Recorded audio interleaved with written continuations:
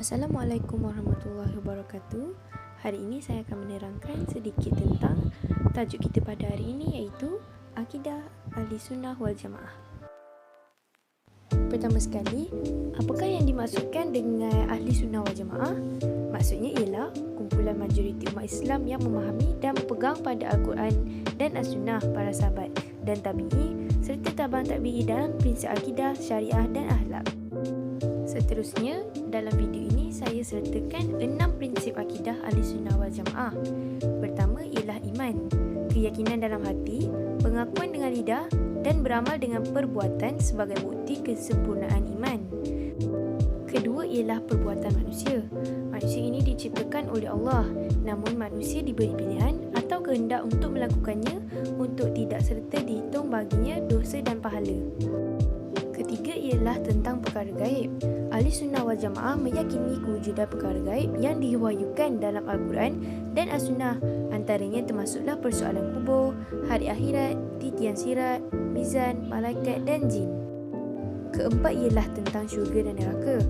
Mereka mempercayai bahawa syurga dan neraka telah wujud sebelum dijadikan makhluk. Kewujudan syurga dan neraka adalah kekal selama-lamanya. Kelima ialah syafaat Rasulullah SAW.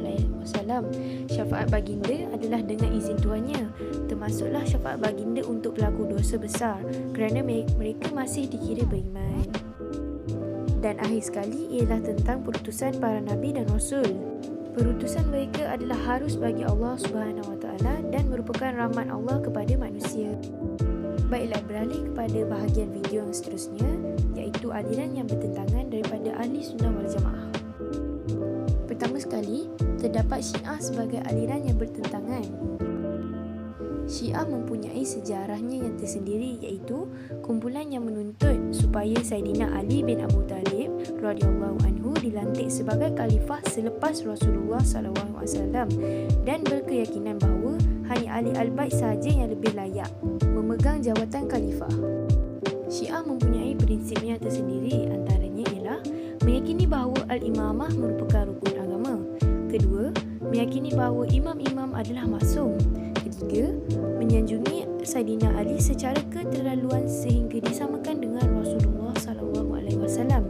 Keempat, mengamalkan at-taqiyah, iaitu menyembunyikan sesuatu yang boleh membahayakan diri atau harta bendanya.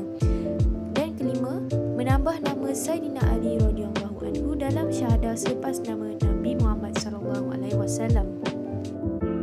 Seterusnya, terdapat aliran bertentangan yang dinamakan sebagai Khawarij yang mempunyai sejarah, iaitu kumpulan pengikut Saidina Ali bin Abu Talib radhiyallahu anhu yang berpaling tadah kerana tidak berpuas hati dengan keputusan Majlis Tahkim. Mereka juga mempunyai prinsip-prinsip yang tersendiri seperti jawatan khalifah atau imam hendaklah diserahkan pemilihannya kepada rakyat. Kedua, mereka menyatakan bahawa Saidina Ali radhiyallahu anhu telah melakukan dosa besar serta kufur. Dan ketiga, wajib keluar menentang pemimpin atau khalifah yang tidak adil. Akhir sekali, beriktikad bahawa orang yang melakukan maksiat dikira berdosa besar dan kafir. Dan yang terakhir sekali, terdapat Mu'tazilah sebagai aliran yang bertentangan. Mereka mempunyai sejarah, iaitu kumpulan yang diasaskan oleh Wasil bin Ata' setelah berlaku perbezaan pendapat antara beliau dengan guru beliau, iaitu Hasan Al-Basri, tentang kedudukan pelaku dosa besar. Antara prinsip-prinsip Mu'tazilah ialah: pertama, Al-Tauhid, menafikan sifat pada zat Allah SWT. Kedua, Al-Adl, iaitu meyakini bahawa manusia bertanggungjawab sepenuhnya atas perbuatan mereka sama ada baik atau buruk tanpa ditentukan oleh Allah SWT. Ketiga, Al-Wa'du Al-Wa'id, iaitu meyakini bahawa Allah SWT wajib memberikan balasan baik kepada orang yang taat dan ancaman azab kepada orang yang melakukan maksiat. Keempat ialah Al-Manzil Baina Manzilatain, iaitu meyakini bahawa pelaku dosa besar berada pada satu kedudukan antara mukmin dengan kafir dan mereka kekal di dalam neraka. Akhir sekali ialah Al-Amru bi Al-Ma'ruf wa Al-Nahyu Anil Munkar, iaitu meyakini bahawa menyeru kebaikan dan mencegah keburukan adalah wajib ditegakkan dalam apa jua sekalipun. Berikut merupakan isu-isu dari pandangan setiap aliran. Pertama ialah Adakah Al-Quran ini makhluk? Kedua, isu tentang melihat Allah Subhanahu Wa Taala. Ketiga ialah isu tentang seorang pelaku dosa besar, dan akhir sekali ialah isu tentang qada dan qadar. Mengapakah kita perlu berpegang kepada akidah Ahli Sunnah wal Jamaah? Berikut ialah kepentingan berpegang dengan akidah Ahli Sunnah wal Jamaah. Pertama ialah penerimaan.